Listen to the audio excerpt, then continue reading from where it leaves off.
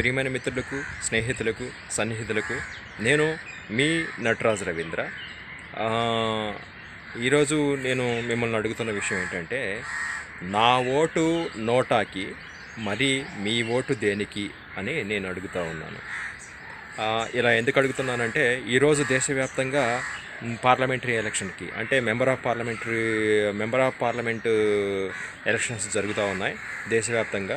ముఖ్యంగా తెలంగాణ, ఆంధ్రప్రదేశ్ రెండు రాష్ట్రాల్లోనూ, ఇంకా అనేక రాష్ట్రాల్లో కూడా ఈ ఎలక్షన్స్ జరుగుతున్న సందర్భంలో ఈరోజు మే 13వ తారీఖు పోలింగ్ బూతులన్నీ ఎన్నికలకు సిద్ధంగా ఉన్నాయి. అదేవిధంగా ప్రజలు కూడా ఓటేయడానికి ఎలక్షన్ బూత్కి వెళ్తున్నారు. ఇలాంటి సందర్భంలో నేను అడిగే ప్రశ్న ఏంటంటే, మిమ్మల్ని నా ఓటు నోటాకి, మరి మీరు దేనికి వేస్తారు అని నేను అడుగుతూ ఉన్నాను. ఎందుకు నేను ఈ ఓటుని నోటాకే ఎందుకు వేయాలి అనుకుంటున్నానంటే, ప్రజాస్వామ్యంలో ఓటు హక్కు అనేది భారతదేశ పౌరుడికి ఒక గొప్ప ఆయుధం. ఎందుకు ఇది గొప్ప ఆయుధం అంటే, ఈ భారతదేశం ప్రజాస్వామ్యం అంటే ప్రపంచంలోనే అతిపెద్ద ప్రజాస్వామ్య వ్యవస్థ ఈ భారతదేశం. అయితే ఇక్కడ ప్రజాస్వామ్యంలో ఓటు హక్కు అనేది ఎందుకంటే గొప్ప ఆయుధం, ఒక సామాన్యుడికున్న ఓటు హక్కు అనేది ఈ దేశంలో ఉన్న ఒక రాష్ట్ర ముఖ్యమంత్రి నిర్ణయించేది సామాన్యుడి ఓటు హక్కే. అలాగే ఎంపీలని, ఎమ్మెల్యేలని, అలాగే గ్రామ పంచాయతీ ప్రెసిడెంట్ నిర్ణయించేది కూడా ఈ ఓటు హక్కే. అలాగే ఒక సామాన్యుడికి ఉన్న ఓటు హక్కు భారతదేశంలోని అత్యున్నత పదమైనటువంటి భారత ప్రధాని నిర్ణయించుకోగలిగే శక్తివంతమైనటువంటిది ఈ ఓటు హక్కు. సో ఈ ఓటుని మనం చాలా జాగ్రత్తగా ఉపయోగించుకోవాలి, చాలా జాగ్రత్తగా ఆలోచించి వాడుకోవాలి. అయితే దీన్ని ఎలా మనం ఉపయోగించుకోవాలి అని చూసినప్పుడు, మనం నిజాయితీతో, చిత్తశుద్ధితో మంచి అభ్యర్థులు ఎవరున్నారు మన నియోజకవర్గంలో అని ఒకసారి చూసి ఆలోచించి, కేవలం మంచి అభ్యర్థులు అంటే నిజాయితీపరైనటువంటి అభ్యర్థులను మాత్రమే ఎంపీలుగా ఎన్నుకొని వాళ్ళని పార్లమెంట్లోకి పంపిస్తే, వాళ్ళు పార్లమెంట్లో కూర్చొని ప్రజల తరపున ప్రజా సమస్యల మీద పోరాడి ప్రభుత్వంలో వాళ్ళు ఒక భాగస్వామ్యం అవుతారు. అలాంటి వ్యక్తులకు మాత్రమే మనం ఓటేయాలి. సో మనం మనకున్న ఓటు హక్కును వాడుకొని, మనకున్న ఓటును అమ్ముకొని 500కి, 1000 రూపాయలకి, 2000కి, 5000కి, లేకపోతే ఇంకా వేటికో అమ్ముకొని మన ఓటుని అనేది మనకి నిజాయితీపరుడుగా వేయకోకుండా ఒక అవినీతిపరుడికి ఓటు వేస్తే అనేది ఆ ఓటును అపవిత్రం చేసినట్లే. అలాగే రాజ్యాంగం ప్రకారం మనకి ఏదైతే ఓటు హక్కు ఇవ్వబడిందో ఆ ఓటు హక్కుని పూర్తి స్థాయిలో మనం నిర్వీర్యం చేసినట్లే. సో తద్వారా ఏంటంటే, మన భవిష్యత్తును మనమే చీకటమయం చేసుకుంటున్నాం, తద్వారా మన భవిష్యత్తును మనమే అంధకారంలోకి నెట్టేసుకుంటున్నాం. సో మిత్రులారా, ఈ విషయం గురించి నేను ఎందుకు చెప్తున్నామంటే, ఓటు హక్కుకు ఉన్న విలువ ఎలాంటిదంటే, ఒక ఆటం బాంబుకి, అణుబాంబుకు కూడా అంత శక్తి ఉంటుందో లేదో తెలియదు, కానీ ఒక సామాన్యుడు వేసే ఓటు హక్కు అనేది అంత శక్తివంతమైంది. ఎందుకంటే ఇది ప్రభుత్వాలని తల్లకిందులు చేయగలదు. అలాగే ఒక దేశపు అత్యున్నత పదమైనటువంటి భారత ప్రధానమంత్రిని నిర్ణయించగలదు. అలాగే మనకే ప్రభుత్వం కావాలో ఆ ప్రభుత్వాన్ని నిర్ణయించుకోగల శక్తివంతమైనది ఈ ఓటు. సో మనం ఆషామాషిగా మనకు ఎవడో ఒకడు మనకి ఇష్టం కాబట్టి వాడి మీద లేనిపోని ప్రేమలను చూపించుకుంటూ వాళ్ళకి ఓట్లు వేయాల్సిన అవసరం మనకు లేదు. ఎందుకంటే మనం 2024లో ఉన్నాం. మనం చాలా జ్ఞానంతో ఆలోచిస్తున్నాం, వివేకంతో ఆలోచిస్తున్నాం. మనకు ఎవరు అధికారంలోకి వస్తే మనకు మంచి జరుగుతుంది అనేది ఆలోచించి మరీ ఓటు వేయాలి. అయితే ఈ ఓటు వేసేటప్పుడు మనం కంపల్సరీగా వీడు మన కులం వాడు, మన వర్గం వాడు, వీడు మనవాడు అని కాకోకుండా ఆ ఓటు వేసే వ్యక్తి నిజాయితీపరుడు అయి ఉండాలి. చిత్తశుద్ధి ఉన్నవాడు, నిజాయితీపరుడు, నిజంగా నేను ప్రజలకు సేవ చేయటం కోసం మాత్రమే రాజకీయాల్లోకి వచ్చాను అన్నవాడు మాత్రమే మనకు కావాలి. అది ఒక పార్టీ తరఫున అయి ఉండొచ్చు, ఇండిపెండెంట్ అయి ఉండొచ్చు, లేకపోతే ఇంకా ఎవరైనా అయి ఉండొచ్చు. కానీ ఆ వ్యక్తి నిజాయితీపరుడే అయి ఉండాలి.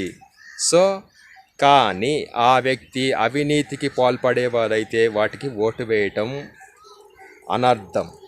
సో ఈ మాట ఎందుకు చెప్తా ఉన్నానంటే, ఈరోజు ఏ పార్టీకి సంబంధించిన అభ్యర్థి అయినా, అది ఎమ్మెల్యే క్యాండిడేట్ అయినా, ఎంపీ క్యాండిడేట్ అయినా, ఒక్కొక్క ఓటుకి ₹1,00,00,000 దగ్గర నుంచి 100,00,00,000 దాకా ఆ ఒక్క సీటు కోసం కేటాయిస్తున్నారు అనే విస్తుపోయే విషయాన్ని ఈరోజు భారతదేశంలో ఉన్న ఓటు వేసే సగటు ఓటరు మొత్తం గ్రహించాల్సిన విషయం ఇది. సో ఆ విషయాన్ని ఆలోచించి వాడు ఒక ఎమ్మెల్యే సీటు, ఎంపీ సీటు 5 కోట్లు, 10 కోట్లు, 50 కోట్లు, 100 కోట్లు కొనుక్కున్నాడంటే దానిని అక్రమంగా మన దగ్గర నుంచే సంపాదిస్తాడు. వాడు ఎలా నిజాయితీపరుడై ఉంటాడు అనేది ఒకసారి ఆలోచించాలి. అలాగే ఈరోజు చట్టసభల్లో కూర్చున్న వాళ్ళు అసెంబ్లీలోను పార్లమెంట్లోనూ 95% నేరస్తులు ఉన్నారు. అదేవిధంగా వ్యాపారస్తులు ఉన్నారు. పెద్ద పెద్ద బడా వ్యాపారస్తులు, డబ్బున్న వాళ్ళు మాత్రమే ఎక్కువ మంది ఉన్నారు. ఎంతమంది సామాన్యులు ఉన్నారు, ఎంతమంది నిరుపేదలు ఉన్నారు, ఎంతమంది రకరకాల పనులు చేసుకుంటూ ఒక సామాన్య వర్గానికి చెందిన ప్రజలు ఉన్నారు అనేది ఒకసారి ఆలోచించాలి. అంతేకాని పలానా కులం వాడున్నాడా, పలానా మతం వాడున్నాడా, పలానా జాతి వాడున్నాడా అని కాదు. కేవలం ఇక్కడ డబ్బున్న వాళ్ళు డబ్బు లేని వాళ్ళని పాలించేది ప్రజాస్వామ్యం కాదు. కేవలం మనం చూడాల్సింది ఎంతమంది సామాన్యులు ఈరోజు చట్టసభల్లో ఉన్నారు అనేది చూడాలి. అలా కాకోకుండా ఒక ఎమ్మెల్యే సీటు, ఒక ఎంపీ సీటుని 5 కోట్లు, 10 కోట్లు, 100 కోట్లు పెట్టుకున్నవాడు మనకేం చేస్తాడు అనేది ఒకసారి ఆలోచించాలి. సో ఈ విషయాలను ఆలోచించి మనం ఓటేయాలి. నిజాయితీగా, చిత్తశుద్ధిగా ఓటేయాలి. ఒకవేళ మనకు ఇప్పుడున్న పార్టీలు ఇలాంటి వ్యక్తుల్ని, నిజాయితీపరుల్ని సీట్లు ఇవ్వకోకుండా వాళ్ళకి నచ్చిన వాళ్ళకి ఇట్లా వ్యాపారాత్మకంగా ఇచ్చినప్పుడు మనం ఏం చేయాలంటే, మనం చాలామంది ప్రజలు ఏమనుకుంటారంటే ఎవరో ఒకళ్ళకి ఓటేయాలిగా, ఆ పార్టీకో ఈ పార్టీకో ఓటేయాలిగా, ఇండిపెండెంట్లకు వస్తే ఏమవుతుంది అని ఆలోచించకండి.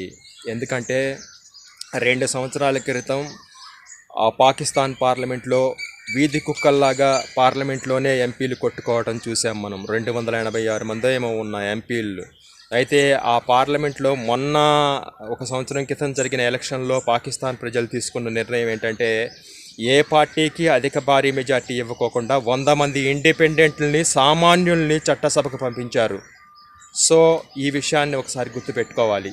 మనం పార్టీల వాళ్ళకే వేయాలా, లేకపోతే ఇండిపెండెంట్ అభ్యర్థులకి మనం ఓటేయాలా అనేది నిర్ణయించుకోవాల్సినప్పుడు, అయితే మనం పార్టీ అభ్యర్థులకి వేసినా, ఇండిపెండెంట్లకి వేసినా ఖచ్చితంగా నిజాయితీపరుడినే ఎన్నుకోండి. ఒకవేళ ఎవడు ఇందులో నిజాయితీపరుడు లేడు అనిపిస్తే మాత్రం ఖచ్చితంగా మీరు ఆ పోలింగ్ బూత్లో ఏదైతే ఉంటుందో మనం మీట నొక్కే దగ్గర అక్కడ లాస్ట్ అండ్ ఫైనల్గా నోటా అని ఉంటుంది. NOTA నోటా అని ఉంటుంది. అంటే దాని అర్థం none of the above this candidate, ఈ వ్యక్తులు ఎవరు నాకు నచ్చలేదు అని మన నిరసన తెలియజేసే ఒక ఓటు విధానం. అది ప్రజాస్వామ్యంలో నిజంగా సగటు ఓటర్కి ఎలక్షన్ కమిషన్ వారు తీసుకొచ్చిన ఒక గొప్ప అవకాశం. ఎందుకంటే ఎవడో నచ్చకపోతే ఎవడికొకరికి ఓటేయాలి అని రాజీపడి ఓటు వేసే ప్రశ్న లేకోకుండా ఇటీవల గత 5-6 టర్మ్స్ నుంచి ప్రజాస్వామ్యంలో మన ఎలక్షన్ కమిషన్ మనకిచ్చిన గొప్ప వరం ఏంటంటే, వీళ్ళెవరూ నాకు నచ్చలేదు, none of above this candidate అని నోటాకి వేసే ఒక గొప్ప అవకాశం. ఎందుకంటే ఈ నోటాకి వేస్తే నిర్వీర్యం అయిపోతుందని కాదు మిత్రులారా, ఇది మన నిరసన తెలియజేయడానికి ఒక గొప్ప ఆయుధం. మన ఓటు ద్వారా నోటాకి వేయడం అనేది, ఎందుకు ఇలా వేయాలి అనేది ఒక చిన్న కథ నేను చెప్పాలనుకుంటున్నాను మీకు. ఏంటంటే, మనం ఒక 100 మంది ఒక గుడికి వెళ్తారు, లేకపోతే ఒక 100 మంది ఒక చర్చికి వెళ్తారు, లేకపోతే ఒక 100 మంది ఒక చోట కూర్చొని ప్రార్థన చేస్తూ ఉంటారు. అయితే ఆ గుడికి వెళ్ళేవాళ్ళు, చర్చికి వెళ్ళేవాళ్ళు, మసీదుకి వెళ్ళే వాళ్ళలో ఆ 100 మంది దండం పెడితే నాకు దేవుడు పుణ్యాన్ని ఇస్తాడు అని నువ్వు నమ్మినప్పుడు, ఆ 100 మందిలో నాకు కూడా వస్తుంది అని నమ్మినప్పుడు, నువ్వు వెళ్ళి ఓటుని ఒక అవినీతిపరుడికి వేస్తే ఆ అవినీతిపరుడు చేసే అవినీతిలో నీకు భాగస్వామ్యం ఉండదా అని నేను ప్రశ్నిస్తూ ఉన్నాను బలంగా ఈరోజు. సో నేను జస్ట్ ఓటే వేసాను కదా, నాకేంటి, నా బతుకు నేను బతుకుతున్నాను కాదు. ఒక అవినీతిపరుడికి ఓటేస్తే మన భవిష్యత్తు అంధకారంలోకి వెళ్ళిపోతుంది. ఒక దుర్మార్గుడికి ఓటేస్తే ఈ దేశం చాలా బాధలను ఎదుర్కొంటుంది. అలా విధంగా మనం ముఖ్యంగా గమనించాల్సిన విషయాలు, మనం లేనిపోని దేవుడు దైవాలని మతాలని కులాలని అడ్డం పెట్టుకొని రాజకీయాలు చేసేవాళ్ళని, కులాలని మతాలని అడ్డం పెట్టుకొని రాజకీయాలు చేసేవాళ్ళని కాదు ఈరోజు మనం నమ్మాల్సింది. కాంగ్రెస్కి ఓటేస్తారా, బీజేపీకి ఓటేస్తారా అని కాదు. మన నియోజకవర్గంలో నిజాయితీ పరుణ్ణి, చిత్తశుద్ధి పరుణ్ణి, సామాన్య మధ్యతరగతి వాడిని ఎవడైనా నిలబెట్టాడా అనేది బాగా ఆలోచించాలి. లేదా వీళ్ళు డబ్బున్న వాళ్ళని, కార్పొరేటర్లని, వాళ్ళ ఎంపీ సీట్లని, ఎమ్మెల్యే సీట్లని కోట్ల కోట్లు, 5 కోట్లు, 10 కోట్లు, 100 కోట్లు పెట్టి కొనుక్కున్న నిలబడ్డారా వీరు అనేది కరెక్ట్గా ఆలోచించాలి. సామాన్యులకి సీటు ఇచ్చిన పార్లమెంట్ నియోజకవర్గంలోనూ, అసెంబ్లీ నియోజకవర్గంలోనూ దయచేసి వాళ్ళకే ఓటు వేయండి. సామాన్యులకే మనం ఓటు వేసుకోవాలి. ఈరోజు కార్పొరేటర్లకి వాళ్ళ సీట్లని, ఎమ్మెల్యే ఎంపీ సీట్లని డబ్బులు కొనుక్కున్న వాళ్ళకి మాత్రం ఓటేయొద్దు. లేదంటే ఇండిపెండెంట్లకే వేయాలి. ఎందుకంటే ఆ ఇండిపెండెంట్లు కూడా నిజాయితీ పరులై ఉండి సామాన్యులై ఉంటే మాత్రమే వాళ్ళకి వేయండి. ఎందుకంటే మనం సామాన్య వర్గానికి చెందిన ప్రజలం. మనం కార్పొరేటర్ల కమంద హస్తాల్లో చిక్కుకోకుండా ఉండాలంటే ఇప్పుడు మనం తీసుకునే నిర్ణయం అనేది చాలా కీలకమైన సమయం. సో ఇప్పుడు ఇవన్నీ ఆలోచించి మనం ఓటేసేటప్పుడు మనం ఎలక్షన్ కమిషన్ మనకి ఏదైతే ఇచ్చిందో ఆ ఓటు హక్కును వాడుకొని నోటాకే వేస్తారా లేకపోతే నిజాయితీ పరుడికి వేస్తారా అనేది నిర్ణయించుకోవాలి. మన నియోజకవర్గంలో నిజాయితీ పరుడు లేకపోతే ఏదో ఒక పార్టీకి వేయొద్దు. దయచేసి మళ్ళా చెప్తూ ఉన్నాను. అదేవిధంగా కార్పొరేటర్లకి, డబ్బున్న వాళ్ళకి, ఎమ్మెల్యే ఎంపీ సీట్ని డబ్బుతో కొనుక్కున్న వాళ్ళకి దయచేసి ఓట్లు వేయకండి. కేవలం నిజాయితీ పరులకు మాత్రమే ఓటేయండి. లేకపోతే మనం వాళ్ళకి అలా వేసే ఓటుని, ఏ పార్టీకి చెందిన వాడికైనా అలా వేసే ఓటు మన అంధకారంలోకి నెట్టేస్తుంది. అదేవిధంగా కులాలు, మతాలు, వీడు నా వర్గమా, వీడు నా కులమా, వీడు హిందువా, ముస్లిమా, క్రైస్తవా అని ఆలోచించే సమయం కాదు మిత్రులారా. కేవలం మనమంతా భారతీయులం, భారతదేశ పౌరులం. మన భారతదేశంలో మనమంతా బతుకుతూ ఉన్నాం. మనమంతా ఒక్కటే. మనని కులాలు, మతాలు వీటి పేరుతో విడదీసి బ్రిటిష్ వాళ్ళు ఎలాగైతే డివైడ్ అండ్ రూల్ అనే సిద్ధాంతంతో మనల్ని పాలించాలో ఇలా మనల్ని విడదీసి ఓటర్లుగా విడదీసి పబ్బం గడుపుకోవడానికి చూస్తున్నారు తప్ప మరొకటి కాదు. ఇది గ్రహించాలి ముఖ్యంగా. సో ఇవన్నీ గ్రహించి నిజాయితీ చిత్తశుద్ధితోనే మనం ఓటు వేయాలి అని నేను కోరుకుంటూ ఉన్నాను. అయితే నా వరకు నేను చూసుకున్నప్పుడు ఎవరు నిజాయితీ పరులు ఉంటారు అని చూసినప్పుడు వీళ్ళంతా, ఇప్పుడున్న వాళ్ళంతా కూడా నాకు తెలిసి డబ్బులు ఇచ్చి సీట్లు కొనుక్కున్న వాళ్ళు, కార్పొరేటర్లు, బాగా డబ్బున్న వాళ్ళు, సామాన్యులు, మధ్యతరగతి వాళ్ళు ఎవరూ లేరు, ఇండిపెండెంట్లు తప్ప అని నాకు అర్థమైంది. సో ఏదో ఒక పార్టీకి వేయాలి అని కాకుండా నా ఓటు అయితే నేను నోటాకే వేస్తున్నాను. నాకు ఓటు హక్కు వచ్చిన దగ్గర నుంచి ఈ రోజు దాకా నేను నోటాకే ఎందుకు వేశానంటే ఈ దేశాన్ని నిర్మించాలి అనే నాయకులు ఈ దేశానికి రాకపోవడం. ఒక సుభాష్ చంద్రబోస్, భగత్ సింగ్, అల్లూరి సీతారామరాజు లాంటి దేశభక్తి ఉన్న నాయకులు ఎందుకు ఈ దేశానికి రాలేదు అనేది అది వాళ్ళ చేతుల్లోనే కాదు. మనం ఓటు వేసి నిర్ణయించుకొని అవినీతి పరులను మాత్రం గద్దెనెక్కించొద్దు, దయచేసి గుర్తుంచుకోండి. అదేవిధంగా ఓటేసేటప్పుడు బాగా ఆలోచించాల్సిన విషయం, మనకి స్వతంత్రం వచ్చిన తర్వాత 65 సంవత్సరాల్లో 160 లక్షల కోట్ల అప్పు అయితే భారతదేశానికి, కేవలం ఈ 10 సంవత్సరాల్లో మాత్రమే 180 లక్షల కోట్ల అప్పు అయింది. ఇది ఒకసారి గమనించాలి. ఇదంతా మనిషికి భారతదేశంలో ఉన్న ప్రతి మనిషికి సగటున ఒక్కొక్కడిని ఎత్తున వేస్తే 5 కోట్ల రూపాయలు పడుతుంది, చిన్నపిల్లలతో సహా. ఇది బాగా గమనించాల్సిన విషయం.